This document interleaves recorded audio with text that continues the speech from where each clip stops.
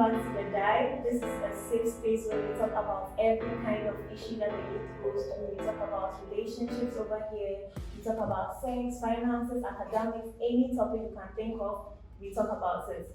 And today we are going to be talking about depression and mental health. And to do that, we have a very special guest in our midst, and I'm going to allow her to introduce herself. Hello everyone, my name is Ifyala Sylvia Odei, and I'm the guest for the live show today. It's a pleasure to be here. Welcome. If you tell us more, tell us more about yourself. Our colleagues are a lot. Don't let me mention them. Tell us. I say accolades.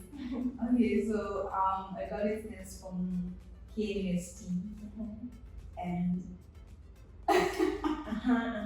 She power blow. that gave me so much pressure.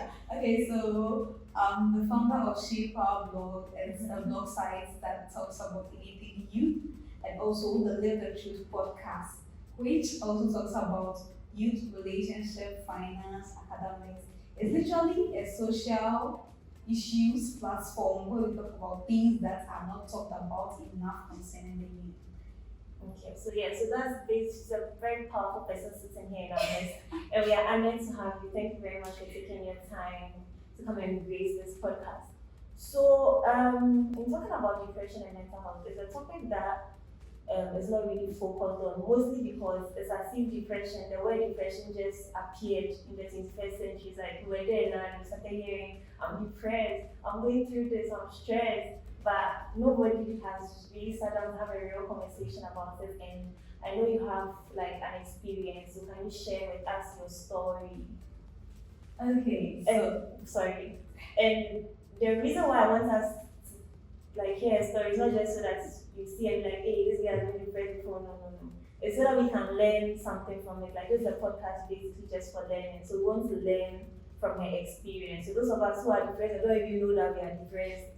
Yeah, so you have to flow. alright. So the first time this whole thing started was in my JHSP, my final year. So I had a very close friend. She was my best friend at that time. And or should I say a fallout or something? That was getting close to writing RBC. I'm the type of person that I don't really have a lot of friends, but I feel that I have, I'm very attached to them. So when someone does something, like it can hit me. So getting close to our exams, then she did something which really hit me. It hit me that bad. But I was like, instead of dealing with it, I compartmentalize it, like just keep it in a box and look it up. Then let's move on with our life. So like I was just going about, I realized that like my whole demeanor and everything had changed, but forget about it. So fast forward to after writing the BEC, I did like very well. Like I'm not bragging or anything of that sort, but I did so well. Then the schools, it was time for the schools to come out. So I was in town, and then my friends were calling me that, oh, Charlie, they've got to their school. Like, my school actually checked my results for me. So, me, I was at home and they called me and they checked my results. So, this and this and this and this. So, I was like, they were calling me that, oh, the schools have come, so what did I get? Like, what? So, I checked my portal, there was no school. I was like, how can this happen? Then my chest was like, the blue first badge, second badge, and those kind of stuff. So we waited and waited. I think the second badge also came out, so I was not having a school and all that.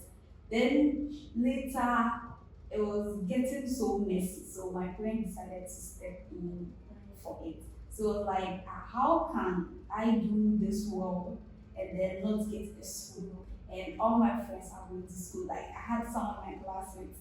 I would get 24, they also got the first year, so the person called me. I don't know why I was so pissed. Like, I was so angry. So I was like, so everybody was calling me, hey, so which school have you gotten? My teachers, the school administration, everything. I didn't have a school. So I think that was what actually broke the campus back around that time. That it was that bad. Like I would literally be crying like the whole day.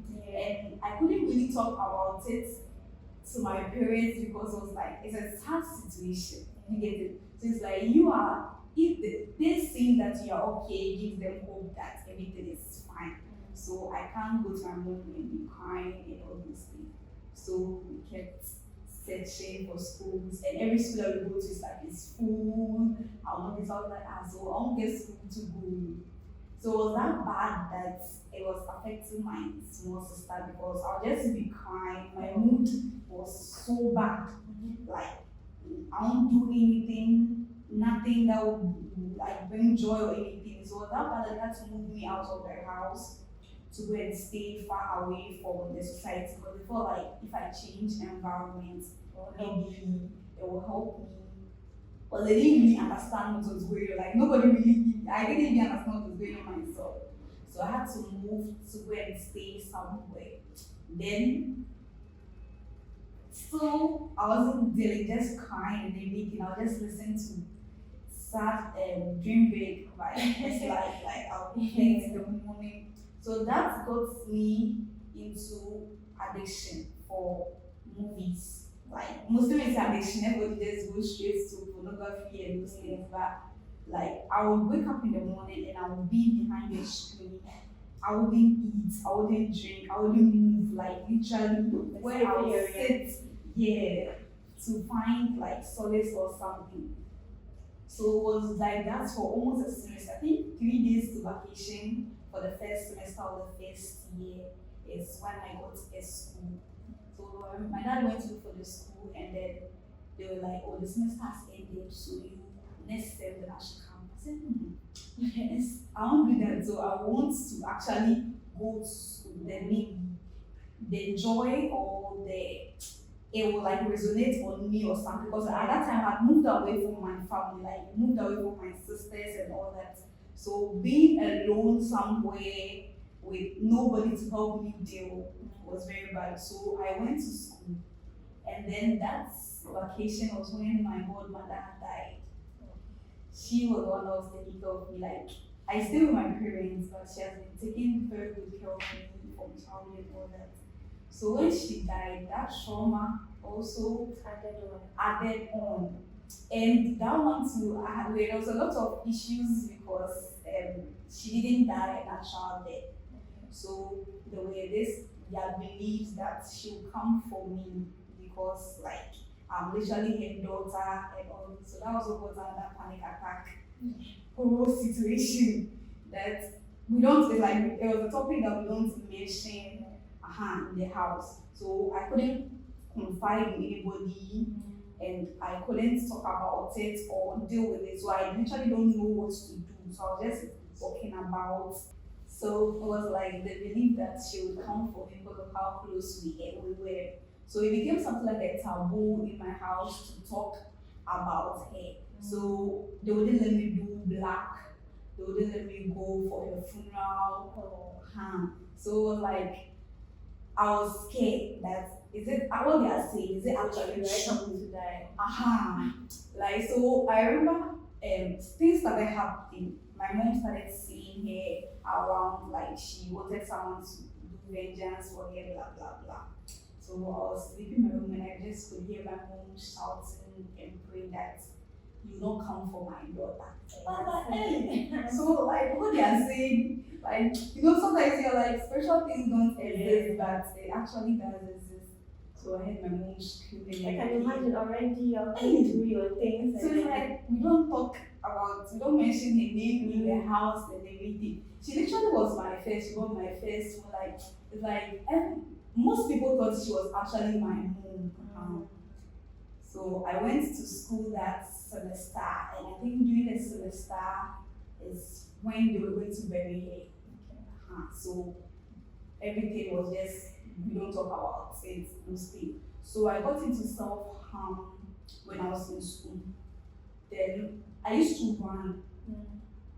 So we ran, my school field is not, it's a very big field, but it's not a professional level field with asphalt or grass or anything. So it's gravels. That's on the field. And we run with spikes whenever we have competitions. But when we are training, you have to wear boots or shoes because of how bad the gravels is. But I wouldn't wear shoes. I would run on the field barefooted. then it's like my schoolmother would be panicking, like my coach would be like, yeah, what? Like I felt like with that physical pain, I'll forget about the pain I'm going through. And they'll just become so. When I get hit, I won't do anything to it. Just still be running and everything. So just like that. So I started dealing small by writing. So that's how the whole writing thing happened. So I had this diary book, and I still have it up to date. When you look through the book, it's just tears that you see, like the page after page, all the pages are wet. I'll just be writing and all that. So that was what was replacing the movie addiction because I was in school. So with that, I started writing movies in my head. Like we can be here and then I'm lost, like somewhere in my own world, like I don't know what is happening and those things. So still not talking about it, not dealing with it, and then I came to the university where I had a very serious first, before I forgot to mention it, I almost attempted suicide at school, JHS3. Yeah, I climbed, I started a story building, so I climbed, I was about to jump, then I heard someone calling my name. That was my SU pastor's voice. Apparently, he was not even in the school. So I just heard him shout and then tell me that I should come to the office. So I told my back nobody was there, then I was scared. So I went to his office and he was not there. So when I got there, I was just crying and then he came. He was like, "What is wrong with me?" And I said, "I couldn't talk." So he was like, "What is wrong with me? What is wrong with me?" I just didn't see. I was like, "Nothing, I'm fine." Because I felt like if I don't know how to explain for someone to understand.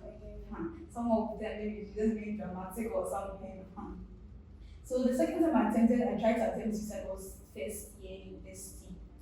Before I came to school, I had this whole issue with my extended family that bad that they were coming for me. Like it had to do with my education and the whole thing. So I was like, they were calling me every day to give me pressure, and they brought a fight between my mom and her elder sister.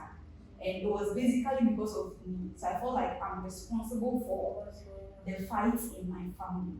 So if I should end my life at that point, peace would reign for everybody in the family. So that's what I started thinking. So I'll go and sit at parade grounds. Like somebody I'll have knife or something, like I want to cut, like split my wrist and all those things. So that's when my elder brother started. He doesn't stay with us, so he got to find out what was actually going on. So he called my mom that with the way things are going, if they don't handle it well, it would be very bad. So my parents were like, I should come home. So there's like, I should come home to be with them and all that. But still, I was like, I have school, I have exams and everything. So my brother and then my sister started helping me talk about it. So we were talking about it, then I'll call them on the phone for hours and I'll be crying and I stop be crying.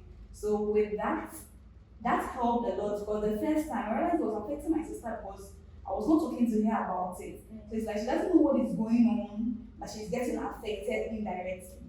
So I realized that talking to her when it started happening in the university with my brother and my parents was giving me some peace. So I started writing everything, right? And I would just be telling them, this girl I'm feeling. I feel like if I told my brother that, I feel like if I commit suicide, it will bring peace into the family. And he called my aunties, like he called my friend, I should block like all their numbers, like I should delete their numbers. My dad called them to warn them that nobody should call me in school to talk about anything, like nobody. So with that, I felt like they coming in to protect me at that point. I felt like, oh, I matter to some people in the world. So it wouldn't, even though I feel like I'm ending the fight indirectly, I'm causing a harm to the people that matter most to me. So with that, I started speaking to a counselor and everything, and then a couple of my friends, and even with church, I started speaking with some people. So when I come to church first, like I don't want to go, but with people I'm fine. But when I get to my room, then everything starts coming to your mind. Okay, so I had some panic attack. I called my friend that I just called her and I was crying that I can't believe. I feel like something is happening, so she should come. So she came to stay with me. So that's the point I started talking to people around it. And see, there's a whole stigma with sharing your problems with people. And this started because of my friend that betrayed me. So I feel like if I should tell someone, first, they only understand. Second, someone might go out and tell somebody someone else. So better I should fix it myself. First, I thought I could fix it until I realized that I was getting out of hand. So I started speaking to counselors, and then they were helping me with ways to deal with it and everything. Then I realized that I was fine in fourth year. That I was fine because I had a friend I was very close to. All of a sudden, one day, the person just sent me this message that they have some issues they want to deal with in their life and they don't want to associate with me again. So I was like, I was confused because I've not done anything to like me and the person are close that if I'm doing something very important and the person calls me out for anything insignificant, I'll drop the important thing I'm doing and go to the person. That's how much I value the person. So with that text message, I was like, from this one too. where am I this one to? So then that's the point I realized that I had actually dealt with my depression. Because the way me and the person were, if I hadn't spoken with the counselors and everything, at that point in time, I would have done something, like I would have done something to myself. So at that point, the person said, like, okay.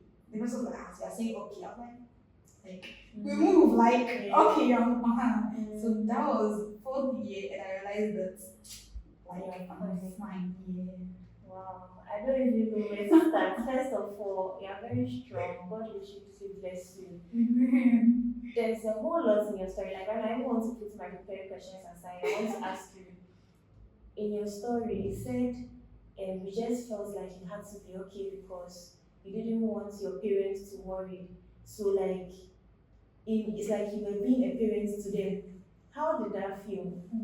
This was an extra burden because generally I'm a type of person that I like to fix things like I like to fix, I won't say fix people, but I like to provide solutions to people, let me say that. So when such a person has a problem, it's like you feel like if you are fixing everybody's situation, you have a problem, fix it yourself.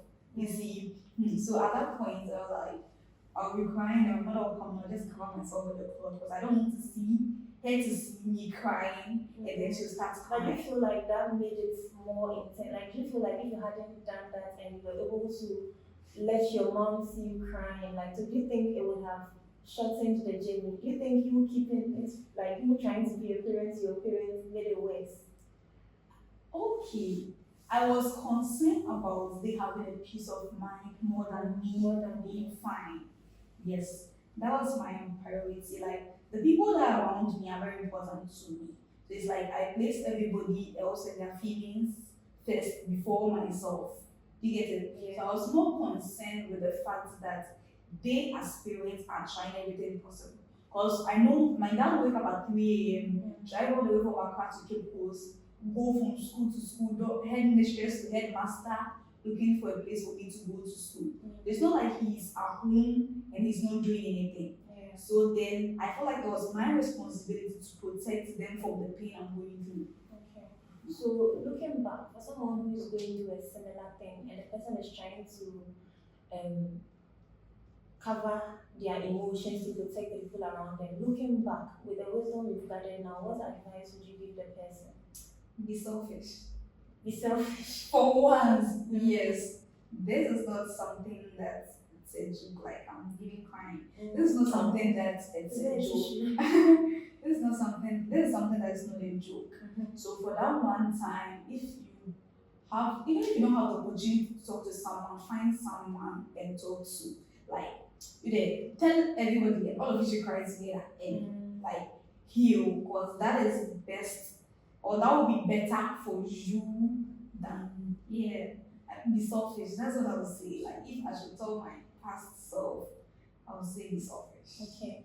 And you also spoke about inflicting like self-pain on yourself, right? So I want to emphasize on that because I know a lot of people, especially the youth, go to that as like a source of resolve Yeah. in whatever it is that you're going through. To you, what made you feel like this is my solution or this can numb my pain? Like what made you even take that first, made you do that first Yes. cut on yourself?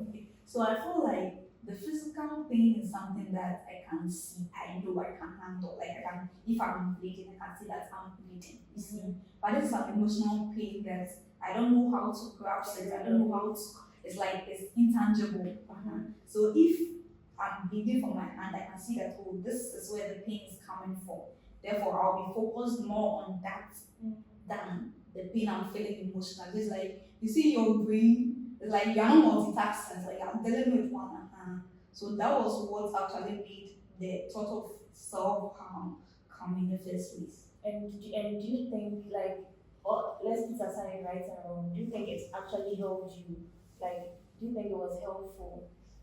It wasn't helpful, but it was an escape route. Should I say like that? But it numbed your pain, right? Because there's someone out there, it's like, The thing is that it's, how should I say, self-harm is not, I'm looking for the right word, it's not an extended something, or it's not a solution. Like it will numb your pain at that point, but it wouldn't numb your pain forever. Do you know what I'm trying to say? So maybe you cut yourself. Some people cut themselves with blade. You cut yourself, you are bleeding. That pain, maybe in a week or two or something, it will, what will you do again? You cut yourself again. You see, so it's like at that moment you think that's a solution, but it's not a long-term solution. Let me put it that way. Okay. That's very insightful actually.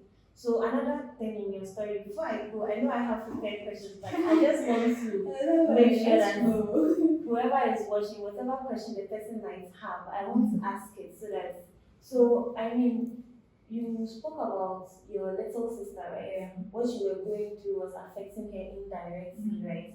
So, and it's not like you can cancel out what you were going through. You get me? So what advice do you have for someone out there who has people to take care of, or who has someone who is looking up to him? You know that pressure alone can make you hurry up to be fine. Yes. So what did you do? So I think the first solution my parents thought about, even though it was a solution that I was happy about because they took me for my sister. How should I say it? It's like she needed it more, but I didn't. You get it? So they taking me away from her. She was not seeing what I was going through. So probably she would go to school, she would be fine. You get it? But I needed people around who just like there wasn't a solution that was 100% best for everybody. Yes, I was more to Yes. interest. Yes. So initially they thought because I was in the neighborhood, everybody was asking me which school have I got into, when am I going to school. So they feel like me leaving the society would help a little. But the fact that I went to stay and the people I went to stay with, they all go to work and dawn and come back in the evening. So I was literally in the house by myself. So that place I was still getting to talk to. And so it just looks like what you're saying is the worst solution you can think of is to be alone. It's to be alone. That's Yes. the worst thing to do. Okay, and then I also want you to advise someone out there who does not have the privilege of like leaving or separating themselves from their dependents or from like you can't just say, oh, I don't want to affect you, so I'm going to stay with you. Like you get me. Someone who doesn't have that option, what would be the best way to balance the effects it will have on them and the effects it will have on you? Because it seems like to help them, you destroy yourself, and to help yourself, you destroy them. I feel like it's about everybody talking about it. They making. If we had had a family meeting, maybe we are all sitting down together. Maybe this is the issue on the ground. Everybody will voice out what they are feeling, what they are going through. Then we would all talk about it. I feel like it's a quick sort of healing, because if we know that you know that you are not alone, you know that what you are feeling it's everybody's going through it. So it's like we are dealing together as a family. I feel like that's the best thing you can do. And not everybody has supportive parents or family members. That's where the type of friends you keep can be. If you have very correct friends that can actually help you. I feel like talking about it together as a group. It helps. Yeah. So from what I'm getting from you, basically, the basic or foundational steps to this thing is don't be alone and talk about it. Talk about it. Okay. So now let's go to our prepared question. Okay. So your trigger, what would you say was your trigger for depression? Okay, my trigger was betrayal. Betrayal. First, I felt my best friend had betrayed me. Okay. Then I felt my the education system had betrayed me. Okay. Then I felt like my extended family had betrayed me. So those were the three triggers. So mine was basically with human interactions and betrayal. Those were my triggers. Okay. So you've identified your triggers, right? When the person that betrayed you, right? The things that were happening to you 3 years later, 4 years later, they had nothing to do with the person, right? But you've been able to trace the fact that this is where that thing started from. So what would you tell someone out there going through it? Like, how can the person identify the trigger? How can the person identify the source of their season of depression? I feel like you can start by just taking time to actually think about everything, your life and everything. If you think deep, you definitely know where this whole thing started from. If you dig and dig and dig, no matter how long it has kept, you actually know where it's all started from. Because you know how you are as an individual, you know how you are. The last thing I forgot was when I had, what should I say? I was sick. So I was sick, but doctors couldn't tell me what was wrong with me. So that was the other one, being betrayed by the healthcare system. Because I had gone to a lot of hospitals and nobody could tell me what exactly was wrong with me. I had done so many tests and taken so many shots. I felt like it was me against the world, like, So when you identify the trigger, what's next? It's like, okay, now I know this is what's caused this ripple effect. What's next? Like, what do I do? So first, mine was actually trusting people again. Okay. Actually trusting people again. And also writing about it. Okay. Because I realized that it was more of their mistake than mine. Because first, I feel like I was to be blamed. Something happened to me. It's my fault that it happened to me. You get it? Yeah. But then I realized that it says much about themselves as individuals than it says of me. So therefore, if someone has hurt me, maybe it's their pain that they have projected onto me. You get it? Okay. So there is nothing wrong with me as the individual. So dealing with that, I began to actually give people a chance again to actually start getting close to people and not close myself off. So identifying your triggers is very important. So the moment you know what exactly it is, that's how come I said the next time the person said they are like on fire. So when you know what exactly triggers it, it helps you to like identify certain red flags. Let me put it that way. So with that, you're able to deal with it more. But if you don't know what triggers your whole episode, Let's be doing recycle. So when you identify your trigger, you need to build yourself up against it. So if I know betrayal causes this, I have to work on how I trust. Yeah. If I know this, because I have to work on the opposite of it. Right? Yeah. Okay. So let's during the whole experience, right? What are some of about like you obviously didn't like your journey of overcoming depression wasn't a smooth one, like you went through it, right? So what are some of the mistakes that you made that you would advise people to be mindful of? Like this one here is very likely you will try and do this, or it's very likely that this will happen to you, but mind you, do it this way. Like, what are some of the mistakes that you would like to advise people to be mindful of? Okay. So the first mistake is feeling like you are worthless. Like that is what brings about the suicidal ideations and everything. So feeling like you don't matter. That's the first mistake. And secondly, also not talking to anybody about it and thinking maybe you can fix it, you have everything under control. And also, second, people who get depressed and all they want to do is watch sad movies, listen to sad music, that is also one mistake that don't do. Yeah, that is also one mistake that I would say don't do. So we've spoken about the things we shouldn't do. What are some of the things we should do? Because you spoke about how writing helped you, how Yeah. talking to people. One thing I also want to say about the talking to people is in the Bible, it says we overcome them by the blood of the Lamb, by the testimony of the saints, or by the word of mouth, right? So you talking to people, saying it out loud, like you being able to tell someone and still feel fine, like hey, you don't feel like hey, why did I tell this person? It's a sign that you are overcoming it, like it doesn't really affect you. So I want to ask you, in as much as they are don'ts, what are the do's? Okay, so when you're talking to people, that is then if you go to therapy, that's what's totally the fact that you have been able to be conscious enough to talk to someone about it is the first step of healing, and that is the important one. And I also started doing affirmations. Okay. Like I'll wake up, I'll look at myself in the mirror, I'll be like, you are beautiful, you matter, you are loved. So those affirmations, I literally had them pasted on my wall, in my books, and those things. So those repeating those things to myself and hearing them helped me. Then my mom, I don't know how she started, but she started calling me Ishira in the house. So with that, also hearing her call me that all the time was also helping. And I started reading books about self-development and everything. Because I felt like if I develop myself to this point, it's like, how should I say untouchable? I'm looking for the right word to use. If you develop, I invested in self growth.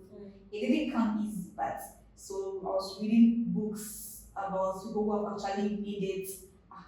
To know that I'm not the only one that has struggled in my youth or in my childhood, but people have gone through stuff and then they have made it. So I realized that there could be worse situations like that could have happened, but the fact that I've gotten to the point that I've decided that I want to heal, and I didn't get to that point by myself. That's also one mistake you shouldn't make. Through talking to people and all that, then I got to that point of right now I don't want to. My sister got me to that point indirectly because it's like what happened to me. They started trying to do the same thing with my sister, my education. It looks like my family, they have problem with higher education. I don't know why.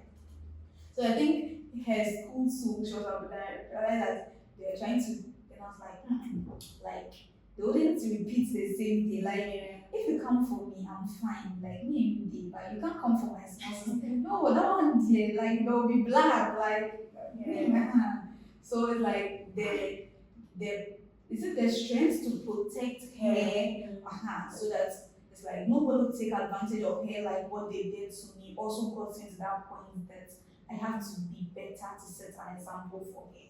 Yes. And I want to add, what you said that really touched me was like you started reading, looking at self-development, reading stories of people about you similar things. What I want to say is that for lack of knowledge, my people perish. People will be going through things and expect that to do some magical. You need to learn, you need to equip yourself, you need to add value to yourself, you need to seek knowledge, you know what I can do to get out of it. Don't just be there and expecting some magical prayer to pull you out of it. You need to actually seek the knowledge. And with what she said about talking to people, it's great, right? But then what kind of, because sometimes you think you're opening up to somebody and the person just ends up giving you a 360. You're going to start right back from where you started. What's the guidance into the kind of people we should talk to? Yeah. Okay. So first, if I would say if you can afford it, not everybody can afford, but if you can afford, see a professional therapist. If you can't afford to, there are counselors around. Like some churches have counselors, some schools have counseling. If I remember the first time I wanted to speak to a counselor, I walked to the counseling desk at the Dean of Students. I walked all the way and I turned my back away to my hostel. There are lots of counseling centers around, and there are people too in our churches, in our school, that they might not necessarily have the counselor's tag, but you can see that there are people of wisdom that can actually help you deal with it. So it's not your friend that you're going to smoke with, they're going to confide in, Yeah, or your friends that you know that they can. You see, we have some friends that can actually bully you. That was one thing that I was really scared about talking to people. Yeah, there are some friends that will actually bully you, Use like it against you. use it against you in hand. So that is also so. I think the type of friends you're working with, know them. Really counts. Yeah, know them. Then you know that if you can Open open about up to them, something. and they wouldn't use it against you. Sometimes you think the is against you, the one day you fight, pan, They and you bring it inside. They posted everything on social media. So I was like, if I'll talk to someone, I don't want to do it over phone. I don't want to do it over text. Screenshots. Like I don't want. Let's do it face to face. Yeah. Like, so that there is no record of anything anywhere. Because that was the point I was learning to trust people again. So I think the people you talk to, if you search around, you see that the people you talk to, go and see a therapist. At least those people, Yeah, which is already your host and get you. And so let's move on to the next question. So before we started, I said some of us we are there, we are depressed, don't even know that we are depressed. We are just moving through life, right? So what are some of the symptoms of depression or some of the things that looking back you would call symptoms? Like someone out there thinks she's fine, then 10 years later she realized that she didn't live her life because yes, what are some of the symptoms of depression? So me, you know me personally. Me, I'm a very like happy person, smiling all the time. So when it started happening, it's like it's a complete opposite of me. So I will literally be crying the whole day. I'll be walking about in the streets and I'll be crying, like just crying. So sad. You see, we have maybe you are sad for a period of time and you are fine, like in the next 30 minutes, 15 minutes, you are fine. But people that are going through stuff can actually be sad the whole day, the whole week, the whole month, the whole year. And they can't actually pinpoint what exactly is making them sad. The person can wake up in the morning and they'll be in darkness, like they won't turn on lights, their phone is off, they'll just be sitting in the darkness and they are lost in themselves. Someone can be walking on the street and literally be almost knocked down by a car. Their mind is not there. Yes, not even realize. It's like walking dead. It's like, it got to a point, I think my mom was scared to send me outside to go and buy something because like I'm working, but I'm not working. See that kind of, So all those things coupled with me starting to think about hurting myself and everything, all those things were sentiments that Okay. Next question. Okay, we've spoken about this already. So what are some of the things you did to cope, both good and bad? And you spoke about the hurting yourself in the way, you spoke about talking to people. So I think we've covered that. So basically looking back, what are some of the things you would have done differently? Done differently, the first thing I would say is talk to someone. Yes. I feel like the predominant thing in this session is talk to people and don't be alone. Talk to someone. And secondly, it's not trying to fix it by myself. Like if I acknowledge that something was wrong from the onset of this whole thing, I feel like it wouldn't have spanned to over almost 6 years. Yeah, I feel like it wouldn't have spanned that long if at that point I noticed that I needed help. I can't do it by myself. Yes. And also probably associating myself with people that make me feel like I matter the most. Because in SHS, I think the only person I was really working with was my school mother. She was the only person. Aside that, like I wake up at dawn, 3 a.m., 4 a.m. I've left my dorm very cheap. Like my dorm, like nobody was there, my friend. I'll come back late and I'll just come and sleep. I feel like all those things. If I go back, I'll change that. And in the beginning, you said the first thing that ever happens, you just brush it aside and move. I think that's like what we should focus on. Your first experience, don't just be like, oh, it's nothing. Like pay attention to it, right? And before we end, I would like you to give advice to like the youth who might be going through that. But before that, I want you to give advice to the other half. You said when you were going through this, like it was sort of like a stigma to even talk about this. Like parents are not receptive of this topic, organizations are not receptive of this topic, churches are not receptive of this topic. Like literally all the people that are supposed to help you have placed sort of like a stigma on this topic. So what advice would you give to the other half?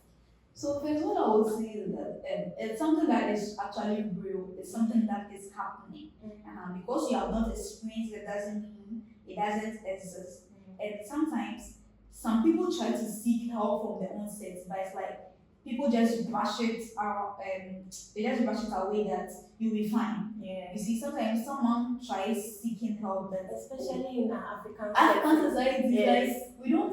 It's like depression, suicide, Suicide, self-harm, yeah, you're taboo. like, It's like everybody wants to do a day shift. Like you see, yeah. okay, it's Africa, you do hardcore.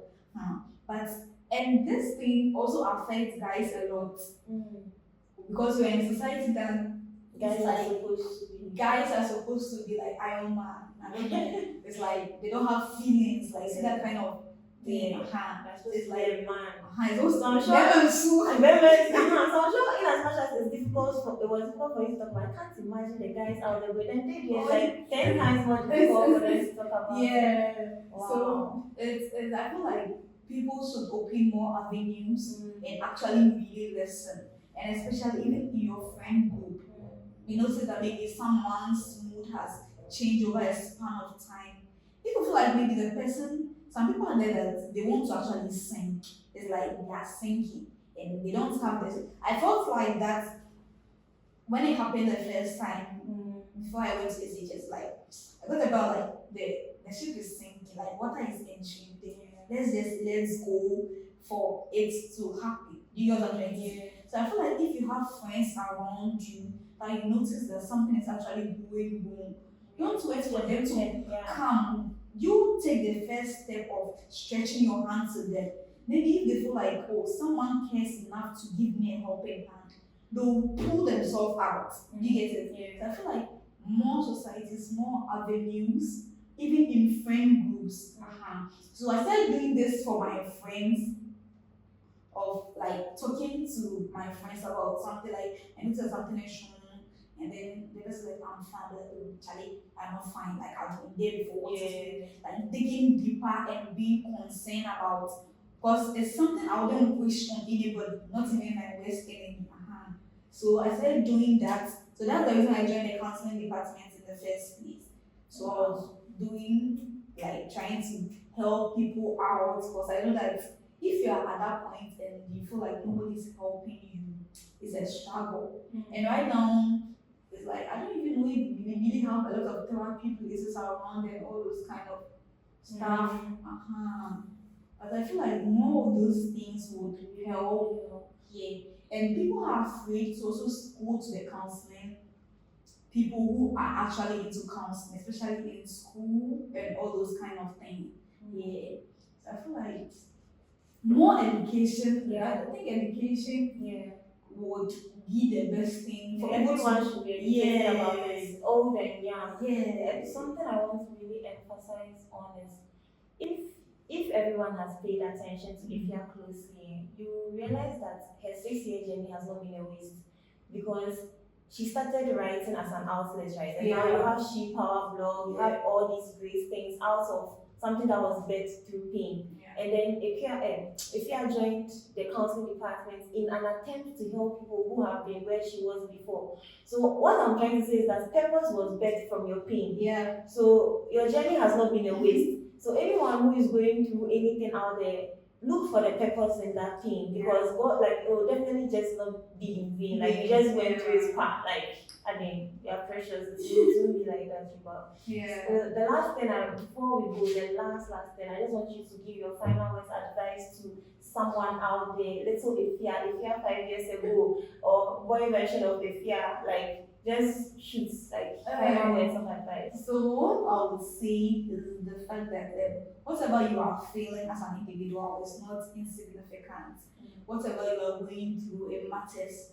You are important to the society and all that. Because I was like, right now, all the things I'm doing, so if I had killed myself, like, what would have happened to all this And all the people that are benefiting yeah, from what would this have right happened to all Yeah. those things? So know that you are worth something.